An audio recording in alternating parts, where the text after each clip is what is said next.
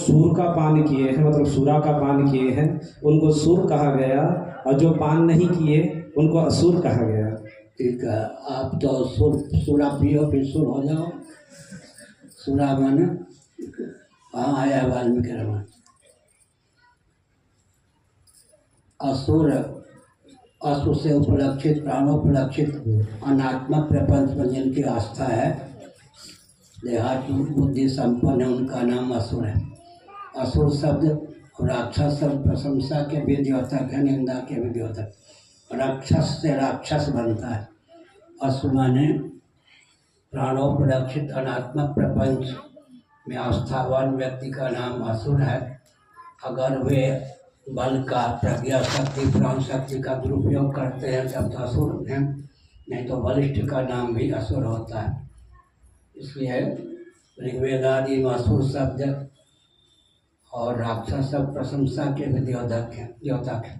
असुरा नाम ते लोका, या निंदा के द्योतक प्रसंगानुसार। जैसे धर्मध्वज है, महाभारत में 108 नाम है सूर्य भगवान के, वहाँ धर्मध्वज कहा गया। धर्म की ध्वजा को फहराने वाले, प्रशंसा का द्योतक है। तुलसीदास जी ने लिखा, दिख धर्मध्वज, केवल धर्म की चर्चा करता हो, ध्वजा फहराता हो, धर्माचरण से भिन्न हो, निंदावाचक हो जाता है। एक ही शब्द प्रशंसावाचक भी होता है, निंदावाचक भी हो जाता है। जैसे ब्रह्मबंधु, क्षत्र बंधु प्रशंसावाचक भी है, निंदावाचक भी है। आगे त्यागाच्छांतिरनंतरम, छन्न भी त्याग हो जाए उससे व्यक्ति लाभ उठाता है। गंगा के किनारे घूम रहे थे, नहाने की भावना तो नहीं थी, फिसल जाने से, डूबने से बच के गंगा स्नान हो ही गया। छन्न भी अगर स्वप्न हो जाए, जागृत अवस्था सुप्रति हो जाए, स्वप्नावस्था में स्थूल शरीर स्थूल प्रपंच का आह्वानात्मक वियोग रूप त्याग के बल पर हम पृथ्वी, पानी, प्रकाश, पवन, आकाश, स्थावर, जंगम प्राणी की संरचना करने में समर्थ है। सुसुप्ति की क्या विशेषता है? अहमिचा प्रसुप्ते, श्रीमद्भागवत एकादश स्कंध। अहम पर्यंती दुख और द्वंद्व की प्राप्ति तथा व्याप्ति है।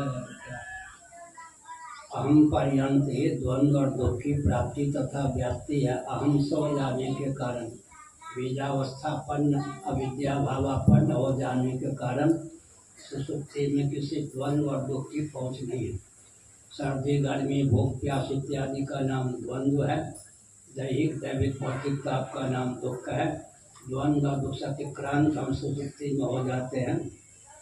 सन 1972 में ज्योतिषपीठ के मान्य जगत गुरु शंकराचार्य स्वनामधन कृष्णपद आश्रम में महाभाग एक दिन के लिए उड़ियावादी के आश्रम वृंदावन में पधारे। ईश्वर को क्या गरज पड़ी, हमारी तरह उनकी भाषा टेढ़ी मेढ़ी नहीं होती थी, सीधे साधी भाषा होती थी। हमारी भाषा यो यो यो यो कभी गणित, कभी दर्शन, कभी कुछ, उनकी भाषा सीधी होती थी। मैंने कहा, मैं आपका बालक और विद्यार्थी हूँ, आपने जो प्रश्न किया है उसका उत्तर आपके मुखारबिंद से सुनना चाहता हूँ। मूल बात यह है कि मनुस्मृति 1163 में महायंत्र प्रवर्तनम कहा गया है। महायंत्रों का प्रवर्तन उपपातक है, अराजकता का द्योतक है। सामाजिक तंत्र, शासन तंत्र का दायित्व है कि महायंत्रों का प्रवर्तन न करे। मैं संकेत क्या करना चाहता हूँ, बैलगाड़ी का युग प्राय समाप्त हो गया है। बैलों की उपयोगिता, हमारे यहाँ एक एक हाल में 13 बैल भी होते थे, ऐसा वर्णन। हल से खेती का प्रकल्प भी समाप्त हो गया। महायंत्रों का प्रयोग करके जिस प्रजाति की उपयोगिता को हम विलुप्त कर देते हैं, उस प्रजाति में विकृति आती है, उसका विलोप हो जाता है। हाथ कंगन को आरसी क्या, राजस्थान की यात्रा कीजिए, अब 50 किलोमीटर में एक ऊँट भले ही दिख जाए, क्योंकि ट्रैक्टर इत्यादि ने ऊँटों की उपयोगिता का वर्णन कर लिया। गोचर भूमि भी समाप्त हो गई। एक जिला में अगर 5 विभाग किया जाए, पूर्व, पश्चिम, उत्तर, दक्षिण, मध्य, एक एक विभाग में कम से कम 25 एकड़ गोचर भूमि हो, 125 एकड़ गोचर भूमि एक जिला में हो जाए, गोवंश की रक्षा हो सकती है। गोचर भूमि का विलोप हो गया।